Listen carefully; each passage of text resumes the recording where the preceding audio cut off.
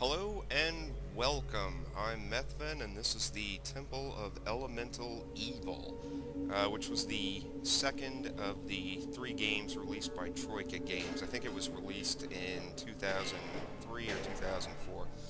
Anyway, it's based upon Dungeons & Dragons 3.5 edition, and without further ado, let's start a new game. We'll play on normal. Okay, first thing you have to do is decide on party alignment. This is a party-based game. So, as has been the case with Dungeons & Dragons since 1970 whatever, alignment consists of an ethical axis ranging from law to chaos, and then you have the moral axis ranging from good to evil. Now, the concept in this game is that your party is going to have a core alignment, and all party members have to conform to that alignment. So if you pick true neutral as your party alignment, any party members can be from any of the highlighted alignments. So true neutral gives you the most choices. The corner ones limit you to 3. Now I've already got 5 characters made for a party, but what I thought I would do was just sort of quickly walk through the process of making a character just to see what it's like. So let's pick party alignment, lawful good. Now just note that this is different from, say, Icewind Dale or Baldur's Gate. If this were Baldur's Gate, your lawful good, Karsumer wielding Inquisitor wouldn't be able to have Viconia in the party, and many tears would be shed. Anyway, so let's pick lawful good. Alright. So we've got, these are the characters we're going to use. None of them are of compatible alignment, so we can just hide that. So create. Alright, each character has 6 primary statistics.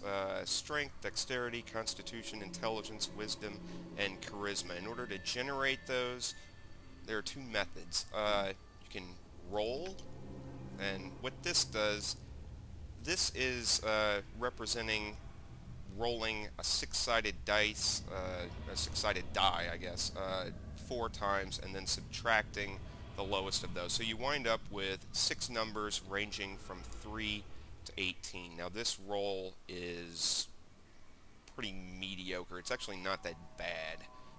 Got an 18 here. You can re-roll as many times as you want, and then you just assign your statistics to each particular, you assign the numbers to each particular statistic. The other way is you just go hit the Advanced tab, and instead of rolling, you get a certain number of points allotted, 25, and each of your primary stats starts at 8.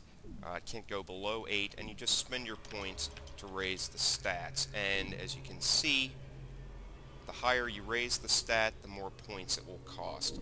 This generally is the less easy of the 2 ways to go about it, or your character will be less powerful, I guess, if you use this method. So let's just go ahead and roll. Just take a couple of times. Alright. Here's a character that has pretty good strengths and some notable weaknesses too. When you're assigning your stats, you have to have a pretty good idea of what class you want your character to be, because you have to know what stats are important to the class. So let's just go ahead and let's assign, give him a high strength, high constitution, high dexterity. Won't have much common sense, fairly intelligent, and will have very little charisma. Alright, next thing you have to do is pick race. Let's make this character a half-orc. Now, humans are the baseline race, that is, they don't have any modifiers to their statistics. Half-orc will get +2 to strength, so strength is now 20, and -2 to intelligence and charisma, so he has the charisma of a rock, basically. So let's pick a half-orc, make it a half-orc male. There's not a lot of visual customization for characters in this game. Pretty much you can pick height, and then you can pick the character's hairdo. So we'll go ahead and make this character 6'6". Give him just sort of standard brown hair. Or you can tell he's half orc because of the greenish complexion. Class. Let's make this guy barbarian. Alignment. Now we picked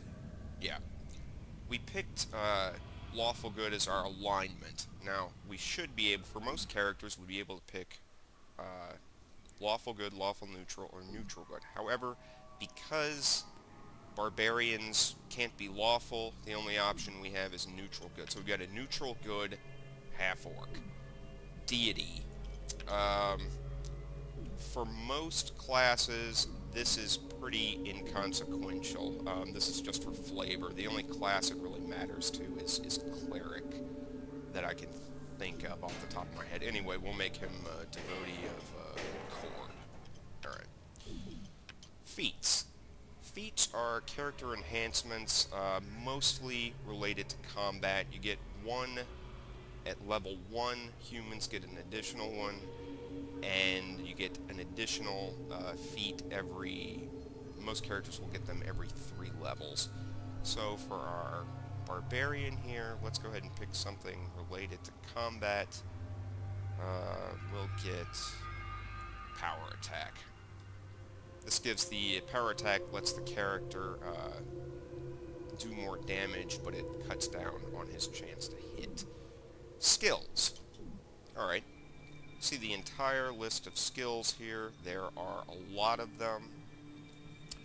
Those that appear in gold are cross-class. Those that appear in white are class skills. Now what that means is, over here you see skill points available. We have 16 points to spend. Each class skill in white you have to buy it on a 1-to-1 point ratio. So for each point you spend, you get a point in that particular ability. Cross-class skills in gold, it's you have to, for each point you spend, you only get a half a point in that skill, but you can still raise it. It'll just be at a much slower rate as you level up. So for our character, let's go ahead and try to pick class skills: Intimidate, Listen, let's see, Survival, and those are pretty much all the class skills for a barbarian, so let's just finish it off with Spot and Tumble. Oh, we don't have any more. Alright, that's it. Portrait. Not a lot of portraits to choose from. I guess just pick a half-orc male. There we go. And then come up with some clever name, and you get to pick the voice. As you wish. Okay. As you command. Like that, or where's the low intelligence berserker. Okay, Yeah. that would probably be a fitting one. All right. So that's making a character. Now, we're going to have a chaotic neutral party. So our characters here, we've got a human sorcerer. I know the portrait looks like an elf, but she's chaotic evil, and that was a fairly evil-looking portrait.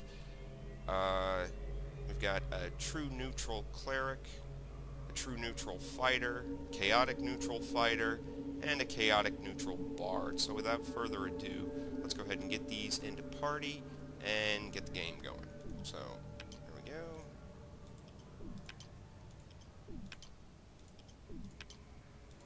Alright, begin adventuring.